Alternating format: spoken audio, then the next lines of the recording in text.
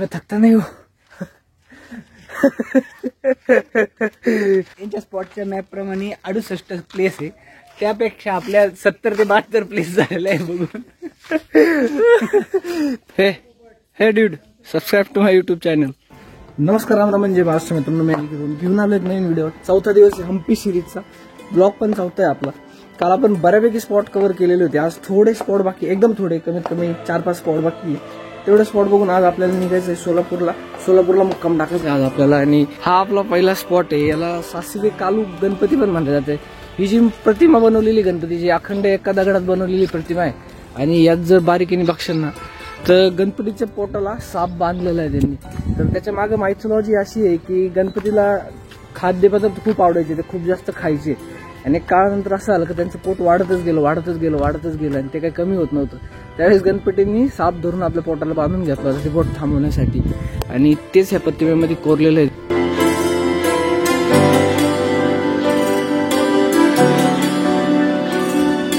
जे पिलर उभे केले ना, एक पण पिलर कट वगैरे काहीच नाही. पूर्णच्या पूर्ण एक अखंड दगडात एक पिलर बनवलेला आहे. सकाळच्या 8 वाजता आपण आलेलो आहे आणि गर्दी जर बघशाल ना, काहीच नाही, पूर्णपणे मोकळे. तिकडे जे समोर आपलं उग्र नरसिंहाचं पण मंदिर आहे. Hey dude, subscribe to my YouTube channel. हा एक सनसेट पॉइंट आहे आपल्या गणपती मंदिराच्या शेजारीच्या शिसवे काळूच्या.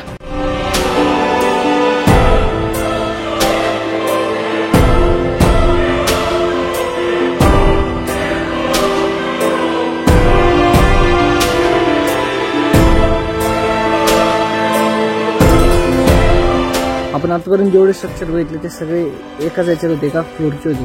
पण हे जे स्ट्रक्चर समोर दिसतंय ना, हे 2 मजल्याचं स्ट्रक्चर आहे पूर्ण. त्या काळात कसं हे 2 मजल्याचं बांधलं असेल यार.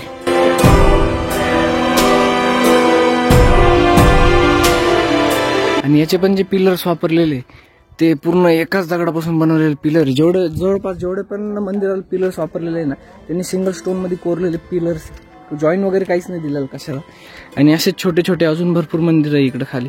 आणि तो कळस दिसतोय तो आपला विरूपाक्ष टेम्पलचा कळस आहे.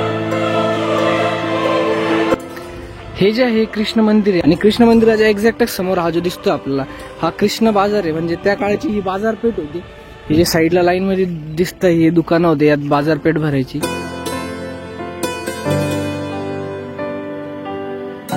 आणि तो तिकडं समोर जो आहे ना, तो आपला मातुंग हिल्स. चला मंदिरात जाऊन बघू आता. बऱ्यापैकी स्ट्रक्चर जे शेप मध्ये राहिलेलं आहे ते मला ह्याच मंदिराचं वाटतंय. बाकीचे तर भरपूर डॅमेज झाले.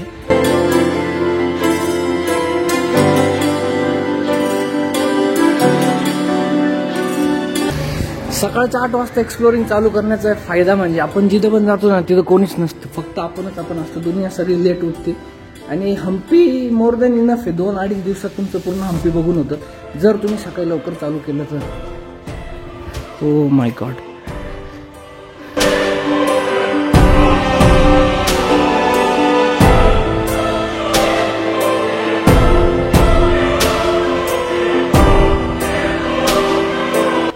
हे पण मंदिर ऍक्टिव्ह नाही. ऍक्टिव्ह फक्त विरूपाक्ष टेम्पलच आहे आपलं.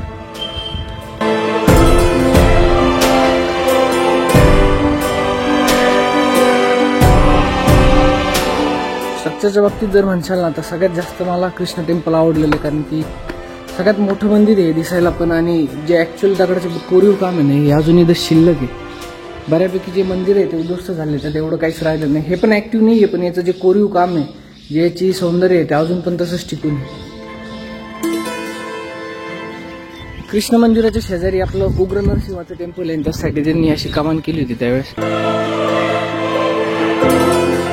उग्र नरसिंहांची मूर्ती बऱ्यापैकी खूप डॅमेज केली, पण तरी सुद्धा अजून ती बघण्यासारखी. एवढी मोठी मूर्ती आपली उग्र नरसिंहाची होती, त्याचे हात वगैरे सगळंच तोडलेलं आहे.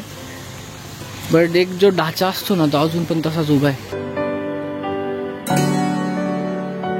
आणि हा जो उग्र नरसिंहाचा स्टॅच्यू आहे, हा राजा कृष्णदेवरायांच्या काळात 1528 साली बांधला गेला होता, ॲज पर द रेकॉर्ड असं सांगितलं जातं.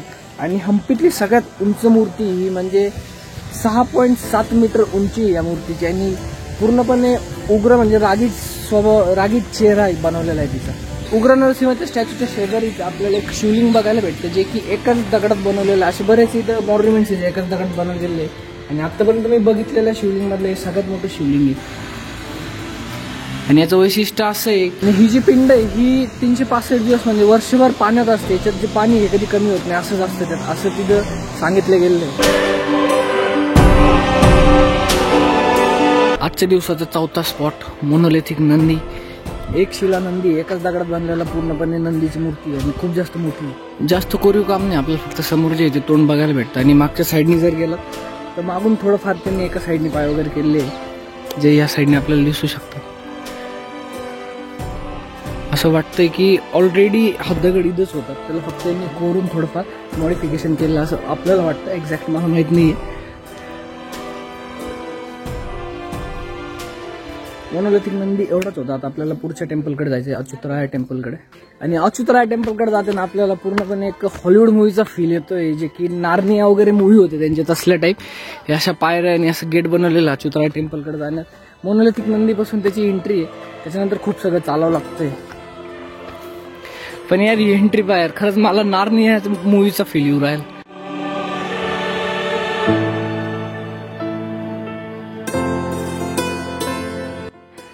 आणि ते समोरचं इथे आपलं मेन टेम्पल विरूपाक्ष टेम्पल, ज्यात पूजा वगैरे आजही होती, जे की अलाइव्ह टेम्पल आहे, most alive temple of the Hampi. तेवढं एकच temple. And this is entry for Achyutaraya temple. 2 मिनिटं थांबून हा व्ह्यू बघूया.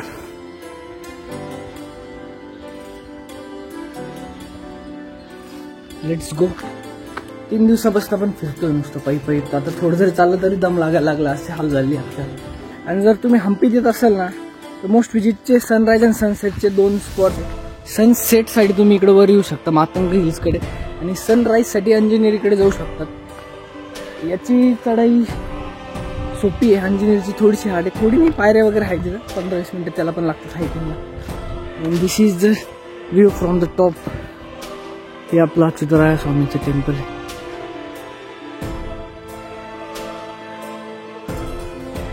काय झालं, थकले का इथे? 3 दिवसापासून पाहू राहिले तेच आर्किटेक्चर. त्या दोघांची पण इच्छा मिळली. आता आपल्याला अजून जिवंत इच्छा नाही, आपल्यामध्ये आधी तर थांबले नाही तर घरी चालले होते. देखा देखा देखा काय म्हणतात आपण, थोडंसं अजून चालत जायचं होतं. दोघांची हालत टाईट झाली. अच्युतराय टेम्पल कॅन्सल केलं यांनी. खरं तर आज आपल्याला परत निघायचंय घराकडे, त्याच्यामुळे थोडंसं कानागाडं करून राहिले. आता आपण शेवट म्हणजे यांच्या स्पॉटच्या मॅप प्रमाणे 68 प्लेस आहे, त्यापेक्षा आपल्या 70 ते 72 प्लेस झालेला आहे बघून. त्यांचा जो मॅप आहे तो 10 रुपयाला, त्याच्यात 68 पॉईंट दिलेले. जर गुगलवर वाचाल तर गुगलने सांगितलेलं की 1600 मॉन्युमेंट्स आहे हम्पीमध्ये बघण्यासारखे. यांनी सांगितले का 68च आहे. आणि आमच्या नुसार जर गेले तर आम्ही इतके फिरलोय का आम्हाला बी गिनती नाही आता सकाळपासून किती यार. इथं विष्णू झोपलेले याच्यात मूर्ती बघ.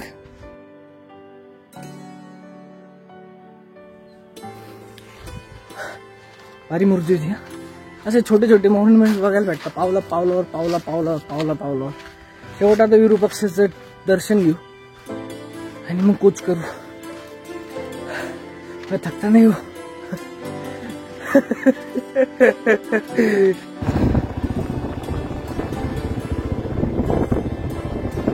ही त्या वेळची मूळची बाजारपेठ होती विरूपाक्ष मंदिराच्या एक्झॅक्ट समोर. आणि हे जे समोर दिसतंय ते आपलं विरूपाक्ष मंदिर. आता विरूपाक्ष मंदिराचं दर्शन घेऊ आणि मग आपण डायरेक्ट कूच करू. आणि हे हम्पीचं एकमेव अलाइव्ह असलेलं टेम्पल आहे जिथं पूजा वगैरे चालते, विरूपाक्ष टेम्पल. ही त्याची एंट्री, एवढी भव्य एंट्री. ऐसा इधर चप्पल रखने का ओनली 6 रुपीज. आपल्याकडे एकदम डायरेक्ट उच्च कोटीला भाव दिलेले. चपला सांभाळायला बी 50-50 रुपये जाते.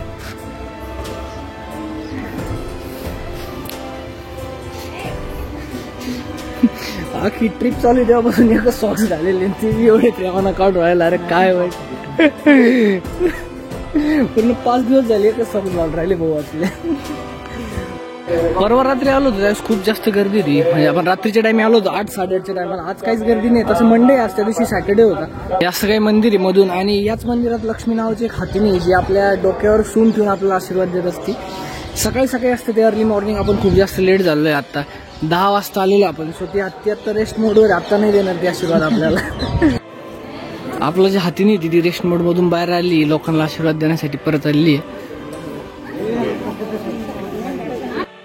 आपल्याला डोक्याला सोंड लावून नको आशीर्वाद, आपणच हात लावून आशीर्वाद घेऊन टाकू तिच्या जवळून पायाला.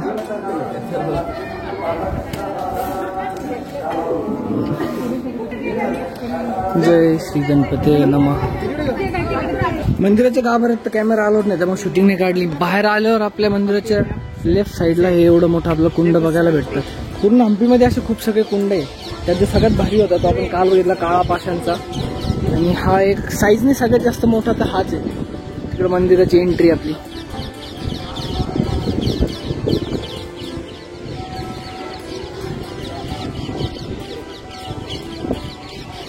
आता सगळेच पॉईंट संपलेले आमचे, अजून काहीच पॉईंट कव्हर करायचे नाही राहिलेले. सो हा व्हिडिओ मी इथंच एंड करतो. हा व्हिडिओ छोटा घेतला कारण की यात जास्त काही पॉईंट्स पण घेतले नव्हते. आता निघायचे थोड्या वेळाने आपल्याला. पुढं आज जाणार ते काय फिक्स नाही, सोलापूरला जाऊ नाही तर पुण्याला जाऊ, जे काही असेल. हा व्हिडिओ मी इथंच संपवतो, तो आपण नेक्स्ट पार्टमध्ये ब्लॉग कव्हर करू, मोठो ब्लॉगमध्ये. हा व्हिडिओ जर कुठल्याही कारणाने आवडला असेल तर लाईक करा, शेअर करा, सबस्क्राईब करा. भेटू परत असेल एखाद्या नवीन व्हिडिओमध्ये. तोपर्यंत धन्यवाद.